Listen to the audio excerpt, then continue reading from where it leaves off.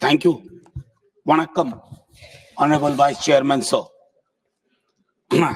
माननीय, दो भूमिकाओं में खड़ा हूं, एक संसद में स्टेक होल्डर की हैसियत से और एक विश्वविद्यालय के शिक्षक की हैसियत से। कोई तल्ख टिप्पणी नहीं करूंगा, लेकिन कुछ सरोकार बताऊंगा। सबसे महत्वपूर्ण प्रश्न जो मेरे जहन में अभी आया कि मैं ऐसी हिंदी कैसे बोलूं जिसमें उर्दू ना हो, और ऐसी उर्दू कहां से लाऊं जिसमें हिंदी ना हो। तो भाषाओं का जो मसला है, जो मानस में रचा बसा है, इन दिनों कई चीजें चल रही हैं। हम तो संगम लिटरेचर पढ़ के बड़े हुए, इतिहास में पढ़ा, तमिल रिचनेस, संगम लिटरेचर पढ़ा। सर, ओपनिंग रिमार्क दे रहा हूं, भाषा के विवाद में 60 में हमने बहुत कुछ गवा दिया। ये मुल्क साझा और बराबर की साइज की ईंटों से बना है।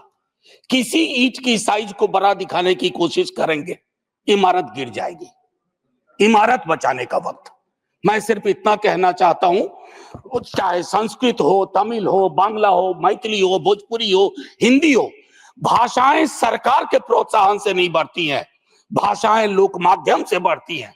और अगर हिंदी भाषा बढ़ी है तो लोक माध्यम से बढ़ी है, छोटे छोटे गानों से बढ़ी है। पखवाड़ा मनाने से हिंदी नहीं बढ़ी है, फोर्टनाइट मनाने से नहीं बढ़ी है। सर, ये मेरी पहली बात थी। लेकिन खैर क्या कहूं, मकतबे इश्क का दस्तूर निराला देखा, उसको छुट्टी न मिली जिसने सबक याद किया। तो ये हालात इन दिनों है कई सारी चीजों में। एक मैं मानता हूं कि शायद हमारे दिग्विजय सिंह जी, हमारे सीनियर, वो एक लंबी लकीर खींच गए, तो मैं बहुत चीजें दोहराऊंगा नहीं। मैं सिर्फ चिंतित हूं, मैं इससे पहले के एजुकेशन पॉलिसी का क्या हश्र था नहीं जानता, लेकिन इस सदन में न्यू एजुकेशन पॉलिसी पे व्यापक चर्चा नहीं हुई है। सदन को इससे महरूम करना क्या ये उचित है? मैं ये सवाल छोड़ता हूं सदन के विवेक पे और सरकार के विवेक पे। सर, इस पूरे दस्तावेज में कई मिसमैच हैं। दस्तावेज की शक्ल और वैचारिक रुझान की, पेडागोजी और टेक्नोलॉजी के मिसमैच की, लैंग्वेज को लेकर के एक बात मैंने कह दी, उसी को थोड़ा खुलासा करता हूं। सर, मदर टंग वाली बात बहुत बेहतर है कि 5वीं क्लास तक मदर टंग में शिक्षा दी जाए, लेकिन हम बाबा साहब भीमराव अंबेडकर को याद करें। उनके वक्त में जो सच था वो आज भी सच है, क्योंकि सोशल इकोनॉमिक मोबिलिटी के लिए अंग्रेजी एक भाषा है, उसके प्रति दृष्टिकोण भी हमें साफ करना होगा। भाषाएं किसी की बपौती नहीं होती है, भाषा लोक जीवन से उभरती है और भाषाएं लोक जीवन को समृद्ध करती हैं। अब doubling the gross enrollment ratio की बात हुई 2035 तक संभवतः इस दस्तावेज में, तो उसमें मुझको लगता है कि उस हिसाब से अगर इसको अचीव करना है तो प्रति सप्ताह 15 वर्ष तक नए विश्वविद्यालय खोलने होंगे। अब आइए सर, मैं एक महत्वपूर्ण विषय पे आता हूं, और इस विषय पे संभवतः मैं 50 बार बोल चुका हूं। सर, एक चीज होती है एनएफएस, ये एकलव्य ढूंढने का नया तरीका हो गया, नॉन फाउंड सूटेबल। मैं नहीं कह रहा, कमिटी कह रही है, committee on welfare of scheduled caste and scheduled tribe. उन्होंने कहा जो ये स्टीरियोटिपिकल रिस्पॉन्स आता है कि सूटेबल कैंडिडेट नहीं मिले, ये बिल्कुल गलत है सर। कमिटी ने कहा ये एक्सेप्टेबल नहीं है। यही बात कमोबेश ओबीसी रिक्रूटमेंट में लागू होती है। मैं माननीय शिक्षा मंत्री जी से, माननीय नेता सदन लगातार बैठे हुए हैं, सर आग्रह करूंगा, ये महामारी सब कुछ ली जाएगी। ये मध्ययुगीन व्यवस्थाओं की महामारी है जो आधुनिक चोला पहन चुकी है। इस चोले को उतरवा के फेंकवा दीजिए, अन्यथा बहुत मुश्किल होगी। महोदय, गुजरात बड़ा समृद्ध राज्य है, हमेशा नजरें इनायत रही हैं आजादी के बाद से ही, लेकिन आज बड़ी खुशी हुई कि हमारा बिहार जैसा पिछड़ा राज्य भी, बिहार गुजरात के साथ एक कैटेगरी में साथ साथ, और वो कैटेगरी है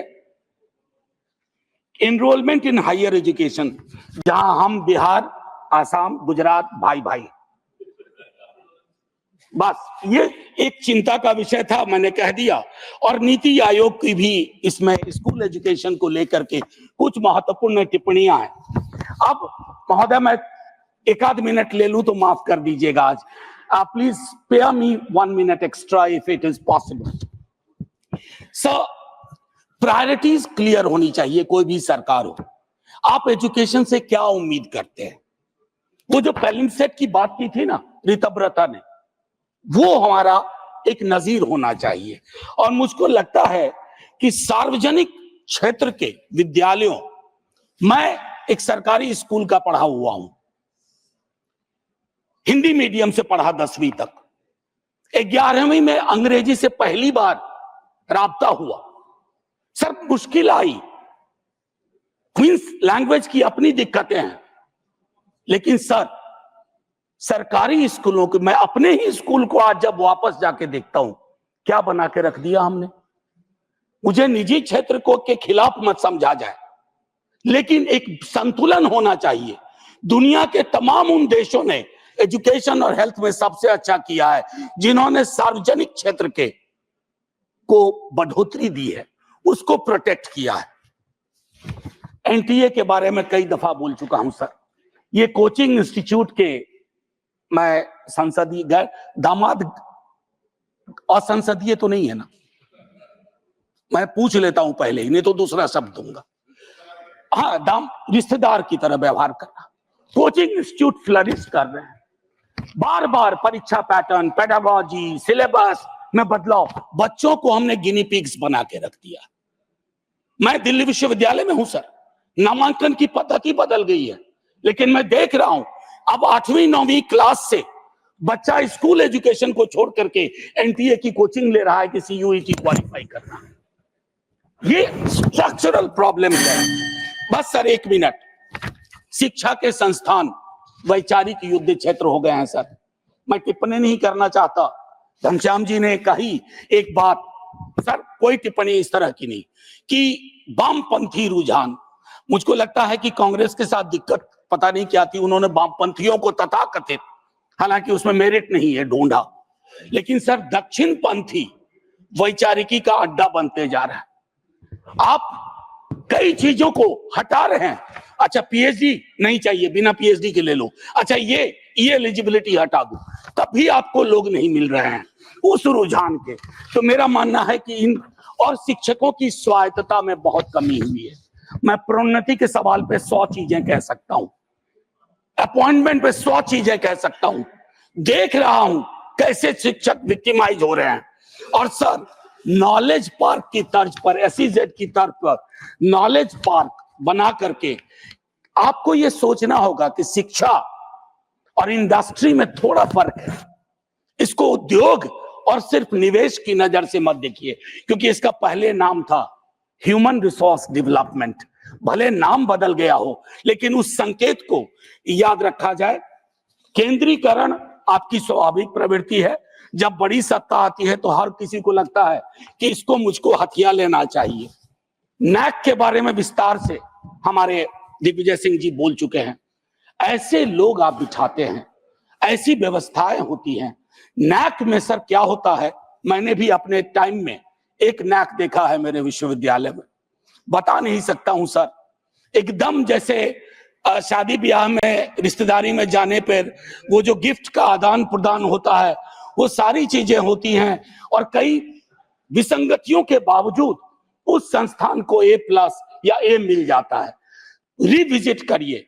धर्मेंद्र, माननीय शिक्षा मंत्री जी से कहूंगा, शिक्षा मंत्री और रेल मंत्री सबसे डिफिकल्ट काम है इस देश में। आप एक महत्वपूर्ण पद पे हैं। मैं आपसे कहूंगा आपकी सरकार नहीं होगी, लेकिन इस नीति का प्रभाव रहेगा।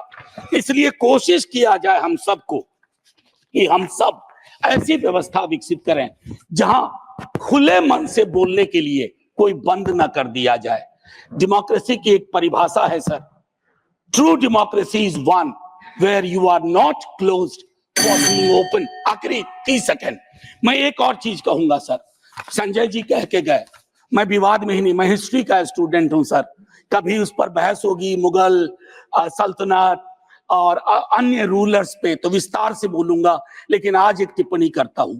सर, इतिहास के बासी पन्नों में जा करके अगर हम आज की चुनौतियों में पर्दा डालने की कोशिश करेंगे, उन बासी पन्नों के नायक और खलनायक आपकी चुनौतियों में आपकी मदद नहीं करेंगे। अद्भुत विसंगति है, अद्भुत विसंगति है कि औरंगजेब पे टिप्पणी तो सदन से बाहर और महात्मा गांधी के हत्यारों का महिमा मंडन तो सदन के अंदर। सर, आखिरी में मैं यही कहूंगा कि सब मेरे चार सर ये उनको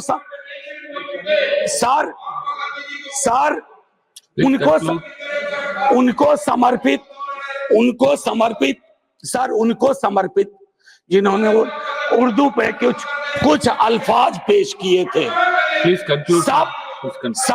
सब मेरे चाहने वाले हैं, मेरा कोई नहीं। सब मेरे चाहने वाले हैं, मेरा कोई नहीं। मैं भी इस मुल्क में उर्दू की तरह रहता हूँ। जय हिंद सर।